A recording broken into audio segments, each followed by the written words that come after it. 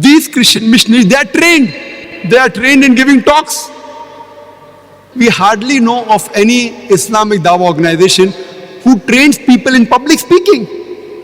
Today, scientific research tells us that if a person gives a talk on the stage in public, the matter he speaks carries only 7% weightage. Only 7%.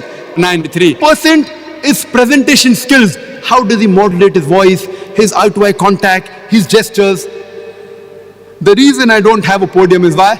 Not that I have a very good physique, is because I want to have my body language, even my body speaking. We in Islamic Research Foundation, Bombay, we train professionally Muslims how to convey the message of Islam. We train not only Indians, we even train foreigners. We have got Americans who have come to our organization. We have got Britishers, people from Singapore, from UAE, from Malaysia, from Saudi Arabia. Scholars who have passed from Medina University. We train them, we specialize in the field of how to convey the message of Islam. How many Muslim organizations we have? Imagine, how can I die? How can I go in the battlefield without my weapon? If the microphone system is not good, how can I fight? This is my weapon. But when Muslim organizations call me throughout the world, they keep me in a 5-star hotel, but the sound system is useless. When I accept an invitation, I tell them the sound system should be good. I will sleep on the floor, no problem. I don't require a 5-star hotel. I'm a Dai. I can sleep on the floor. But give me a good sound system, it doesn't cost much. But give a professional good sound system. To hire doesn't cost much, it is much less.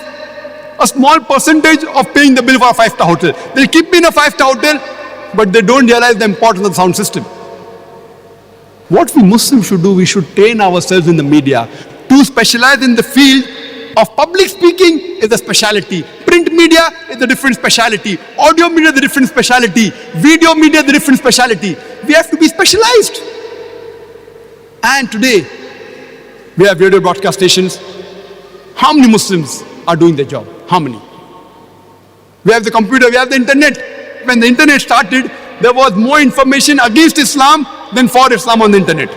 Now, alhamdulillah, there are some Muslims who have also got into the field. But the Christians are ahead of us. The moment we give a reply, they give the counter reply on the internet.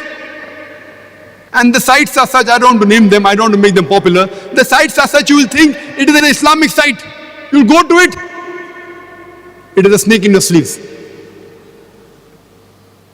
The magazine that they print, they have organizations in India, Darul Nijat,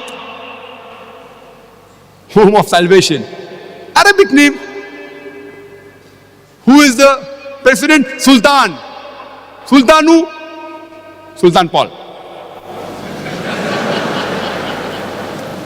Nidai Umeed, call for hope. It's a Christian organization. So please don't go on names. Same on the internet you go. I don't want to give the names of this site, otherwise everyone will go. And many will get misguided. They give such information which a normal Muslim, even he will not be able to reply. They pick up verses of the Quran and they attack. So as I told you, the media is good as well as bad. It is positive as well as negative. Like a knife, it can be used for good purpose and for wrong purpose. If you cut vegetables and bread, it is good. If you use for robbing, it is bad. Similarly, the media has got advantages and disadvantages. It has got positive points, it has got negative points. It has good things, it has got bad things.